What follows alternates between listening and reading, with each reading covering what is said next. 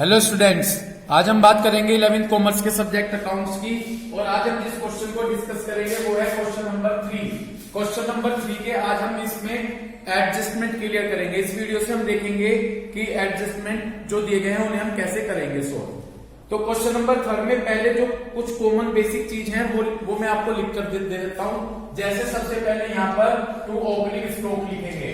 जाकर देखिए क्वेश्चन में 3 में ओपनिंग स्टॉक कितना दिया गया है। क्वेश्चन 3 में ओपनिंग स्टॉक दिया गया है 6,800 रुपीज का। ओके, इतनी बात क्लियर हो गई। ठीक, जाकर देखें परचेस कितनी दी गई है। क्वेश्चन नंबर 3 में जाकर आप देखें कि परचेस कितनी दी गई है और रिटर्न भी दिया गया है। दिया गया है ना रिटर्न भी। ठीक, तो हमने यहाँ पर लिख ली टू परचेस। कितनी परचेस है? 66,000 माइनस मैंने कर दिया क्या? Purchase return. कितनी है परचेस रिटर्न? परचेस मिलती है डेबिट में, परचेस रिटर्न मिलेगी क्रेडिट में। तो कितनी है परचेस रिटर्न? 1,500। तो 66,000 से जब मैंने 1,500 माइनस किए 64,500 रुपीज हो गए। इतनी बात क्लियर हो गई। इसे मैंने अंदर इसलिए लिखा क्योंकि एक एडजस्टमेंट है इससे रिलेटेड। ओके, उसके बाद आप क्रेडिट साइड में लिख दीजिए बाय सेल्स। सेल्स जाकर देखें कितनी दी गई है। सेल्स यदि आप जाकर देखें तो क्रेडिट में है 1,10,000 माइनस क्या कर दीजिए इसमें से सेल्स रिटर्न माइनस कर दीजिए। सेल्स रिटर्न आपको मिलेगी डेबिट में, कितनी है 8,000। तो बाहर बचे 1,02,000 रुपीज। यहां तक कोई प्रॉब्लम हो तो बता दीजिएगा। अब इसके बाद आप सीधे एडजस्टमेंट पर फोकस कीजिए। किस पर फोकस कीजिए? लेकिन इससे पहले आप यहां पर बैलेंस शीट का भी प्रोसीजर कर लीजिए। कैपिटल ढूंढिए, कितनी कैपिटल दी गई है। यदि आप पहले देखें तो कैपिटल 30,000 दी गई है। दी गई है क्या? इसके बाद ये ढूंढे एडजस्टमेंट में आईओसी है क्या। एडजस्टमेंट में कोई आईओसी नहीं दिया गया है। तो आईओसी होता तो वो लिख लेते। आईओसी के बाद एक लाइन छोड़ दीजिए नेट प्रॉफिट और नेट लॉस की। उसके बाद जो आएंगे 3 चीज चेक करेंगे, ड्रॉइंग, लाइफ इंश्योरेंस और income tax. Drawing, life insurance और इनकम टैक्स जाकर देखना इसमें कोई दिया हुआ है क्या। ड्रॉइंग्स, लाइफ इंश्योरेंस और इनकम टैक्स। ड्रॉइंग वो तो एडजस्टमेंट में ऊपर भी दे रखी है ड्रॉइंग्स। अच्छा, ये ड्रॉइंग्स दे रखी है। कितनी है ड्रॉइंग्स? देखो एक चीज, ड्रॉइंग्स 5,000 है। मैं इसे ब्रैकेट में लिख रहा हूं क्योंकि एक ड्रॉइंग्स 4 आएगी। ठीक है, समझ गए। ये ढूंढो इनकम टैक्स है, लाइफ इंश्योरेंस है क्या। यदि मैं चेक करूं इनकम टैक्स और लाइफ इंश्योरेंस नहीं दिए गए हैं। ना तो इनकम टैक्स है और ना लाइफ इंश्योरेंस है। इतनी बात क्लियर हो गई। तो जब ये दोनों नहीं है छोड़ दीजिए। अब एडजस्टमेंट पर आ जाइए। फर्स्ट एडजस्टमेंट है प्राइवेट परचेस। फर्स्ट एडजस्टमेंट पर आ गए। प्राइवेट का मतलब पर्सनल, पर्सनल का मतलब ड्रॉइंग्स। तो ये कह रहे हैं कि आपने 4,000 रुपए का सामान पर्सनल यूज के लिए खरीदा था, जिसे आपने कहां डेबिट किया है? परचेस अकाउंट में। जी थी तो वो ड्रॉइंग्स। 4,000 रुपए का सामान पर्सनल यूज के लिए खरीदा था और आपने उसे कहां लिख दिया? परचेस में। तो एक तो परचेस में से जाकर माइनस कर दीजिए, माइनस ड्रॉइंग्स। ठीक है जी। कितनी ड्रॉइंग्स है वो ड्रॉइंग्स है 4,000 रुपीज। तो 64,000 इससे 4,000 गए तो ये 60,500 बच गए। समझ गए। एक तो आपने परचेस में से जाकर माइनस कर दिया, दूसरी जगह इसे ड्रॉइंग्स में प्लस कर दीजिए क्योंकि ड्रॉइंग्स है। अब ड्रॉइंग्स कितनी हो गई? 9,000 रुपीज की हो गई। दोबारा रिपीट करूं आगे बात समझ में। 4,000 रुपए का सामान आपने पर्सनल यूज के लिए खरीदा था, थी तो वो ड्रॉइंग, आपने कहां लिख ली? परचेस में। तो एक तो परचेस में से जाकर माइनस कर दीजिए और दूसरी जगह ड्रॉइंग्स में लिख दीजिए। ठीक है, क्लियर हो गई बात। नेक्स्ट एडजस्टमेंट पर फोकस कीजिए। नेक्स्ट एडजस्टमेंट दिया गया है लैंड और बिल्डिंग पर डेप्रिसिएशन है 2.5%। डेप्रिसिएशन असेट्स पर है। जाकर देखिए ऊपर लैंड और बिल्डिंग कितनी दी गई है। लैंड और बिल्डिंग दे रखी है 12,000 की। जी इस पर क्या है? डेप्रिसिएशन। तो असेट्स में जाकर लिखा मैंने यहां पर लैंड और बिल्डिंग 12,000 रुपीज माइनस कर दीजिए इसमें से डेप्रिसिएशन। कितना डेप्रिसिएशन है लैंड और बिल्डिंग पर?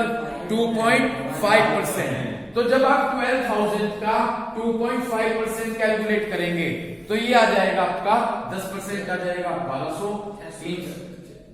600, 300 रुपए आ जाएगा, 300 रुपीज आ जाएगा। इतनी बात समझ में आ गई? तो आपने लैंड और बिल्डिंग लिखी 12,000 रुपीज माइनस डेप्रिसिएशन कर दिया। 12,000 का कितने परसेंट निकाल लिया? 2.5। तो जब आप 12,000 का 2.5% निकालेंगे 300 रुपीज आ जाएगा, और 12,000 से 300 माइनस कर दीजिए तो 11,700 रुपीज आ गया। अर्शी समझ में आया भाई? भाई 12,000 का 10% 1200 हो गया, 5% 600 हो गया, और 600 का आधा कर लो 300 रुपये हो गए।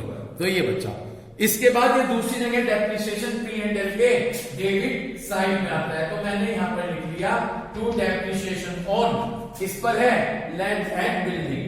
ठीक है, कितना है डेप्रिसिएशन? 300 रुपीज। कोई दिक्कत? आगे चलिए, मोटर व्हीकल पर कितने परसेंट डेप्रिसिएशन है? मोटर व्हीकल पर 220% डेप्रिसिएशन है। जाकर देखिए, ऊपर चेक कीजिए मोटर व्हीकल कितना है। ऊपर जाकर देखिए मोटर व्हीकल कितना है? 10,000। बिल्कुल, ये हमारे लिए असेट्स है। Motor vehicle 10,000 rupees minus depreciation कर दीजिए। कितने परसेंट डेप्रिसिएशन है? 20%। तो 10,000 का 20% निकालिए, 2,000 आ गया, और 10,000 में से 2,000 माइनस किए 8,000। समझ गए? दूसरी जगह ये डेप्रिसिएशन P&L के डेबिट साइड में लिखेंगे, टू डेप्रिसिएशन ऑन, किस पर है? Motor vehicle. ठीक है ना जी? कितना? 8,000। हाँ, 8,000 क्यों? 2,000 जितना डेप्रिसिएशन है। Okay, 2,000 rupees. ठीक, चलिए यहां तक आपके बात समझ में आई? दो एडजस्टमेंट हो गए, थर्ड एडजस्टमेंट पर मूव कीजिए। सैलरी आउटस्टैंडिंग है। सैलरी कितनी आउटस्टैंडिंग बताई गई है? सैलरी 200 रुपीज आउटस्टैंडिंग बताई गई है। ठीक, आउटस्टैंडिंग का मतलब है सैलरी इतनी देनी बाकी है। ठीक है, सैलरी चेक करें, ऊपर सैलरी कितनी दी गई है? सैलरी दी गई है 9, कितनी है? 9,000। एक बार से पेंसिल से करके देखना कितनी है, सीधे इसके बिल्कुल सीधे लगाकर 9,000 है। ठीक है, अब देखिएगा सैलरी P&L के डेबिट से रिलेटेड एक्सपेंसेस है। मैंने यहां पर लिख दिया सैलरी 9,000 रुपीज। कितनी सैलरी आउटस्टैंडिंग बता रहे हैं? 200 रुपीज, प्लस कर दिए 200 रुपीज, टोटल आया 9,200 रुपीज। इतनी बात समझ में आ गई? क्लियर है? तो हमने सैलरी लिखी 9,000 प्लस आउटस्टैंडिंग कर दिया 200, टोटल हो गया 9,200 रुपीज। कोई दिक्कत?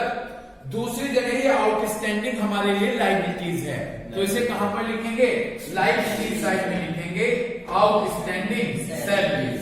कितनी है आउटस्टैंडिंग सैलरीज? 200 रुपीज। यहां तक कोई प्रॉब्लम? आगे चलिएगा नेक्स्ट। उसके बाद नेक्स्ट है प्रीपेड इंश्योरेंस।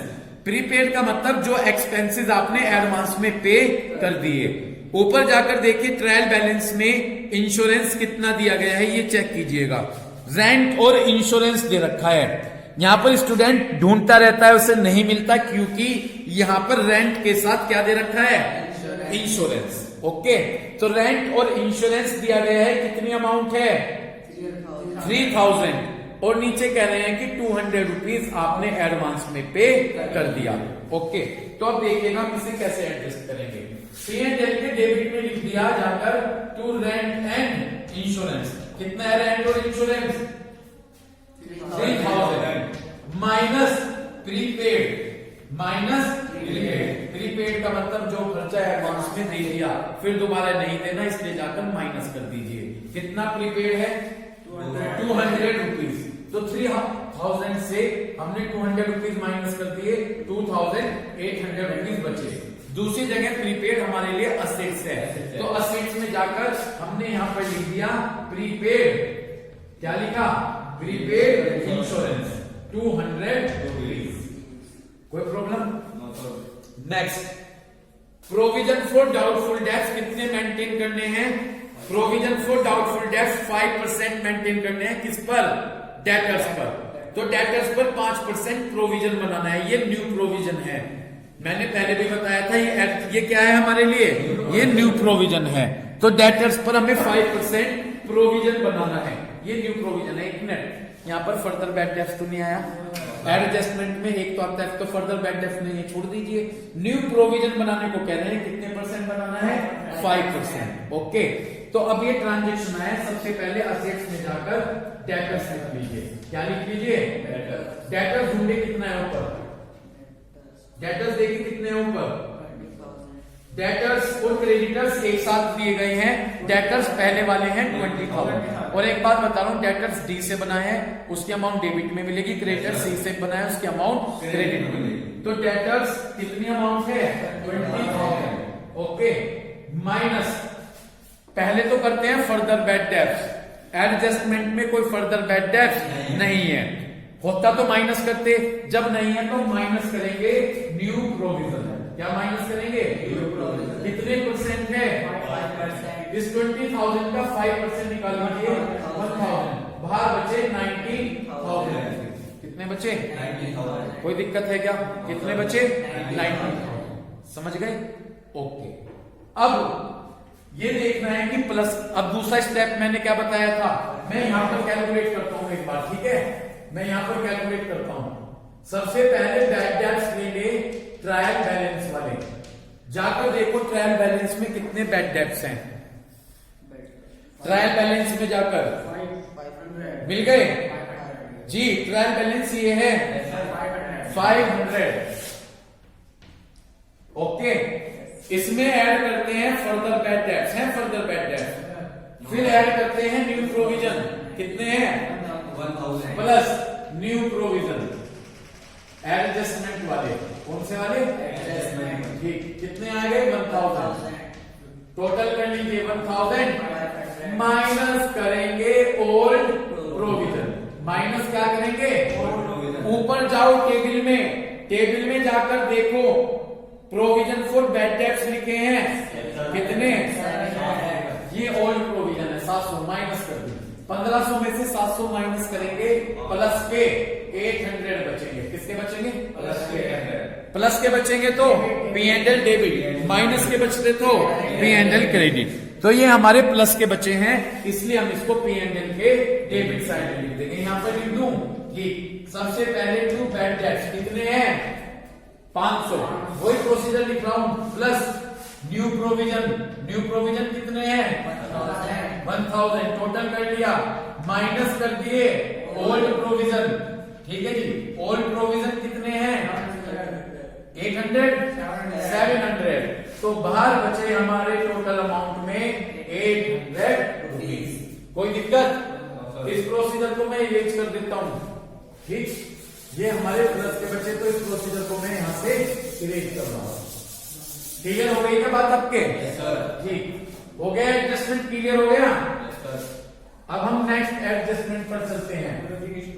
नेक्स्ट एडजस्टमेंट क्या दिया गया है, क्लोजिंग स्टॉक। देखिएगा क्लोजिंग स्टॉक मैंने आपको बताया हुआ है कि यदि नीचे एडजस्टमेंट में है तो दो जगह पर आएगा, एक तो ट्रेडिंग अकाउंट के क्रेडिट साइड में, यहां पर मैंने लिख दिया बाय क्लोजिंग स्टॉक। समझ रहे भाई, कितने हैं क्लोजिंग स्टॉक, अरे भाई नीचे दिया गया है 7,000 रुपीज, ठीक, और दूसरी जगह कहां पर आएगा, लिख दिया साथ के साथ मैंने closing stock 7,000 rupees. Balance sheet में कभी 2 और y का यूज नहीं करते, बैलेंस शीट में कभी 2 और y। सारे एडजस्टमेंट क्लियर हो गए, अभी टाइम बचा है तो ऊपर से एंट्री करते चलते हैं, ठीक है, जितना होगा टोटल आप खुद से कर लीजिएगा, ठीक है। चलिए सबसे पहले क्या है, कैपिटल लिख चुके, ड्रॉइंग्स लिख चुके, उसके बाद डेटर्स आ गया, क्रेडिटर्स नहीं आया, क्रेडिटर्स लायबिलिटी साइड में लिख दिया, कितने हैं क्रेडिटर्स, 10,000, ओके, कोई दिक्कत।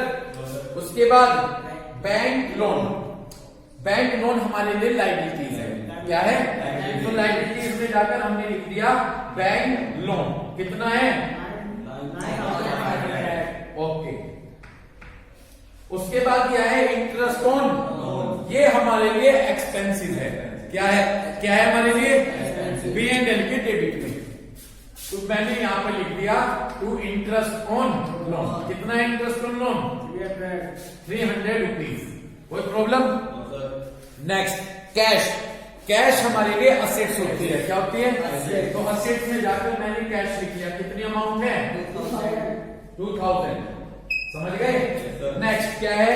हो गया provision for bad debt, stock हो गया, मोटर व्हीकल हो गया।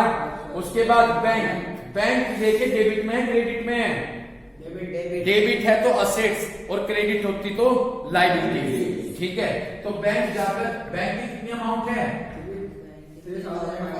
3500 असेट्स में लिख दिया। ओके, इसके बाद लैंड और बिल्डिंग हो गया। लैंड एंड बिल्डिंग हो गया।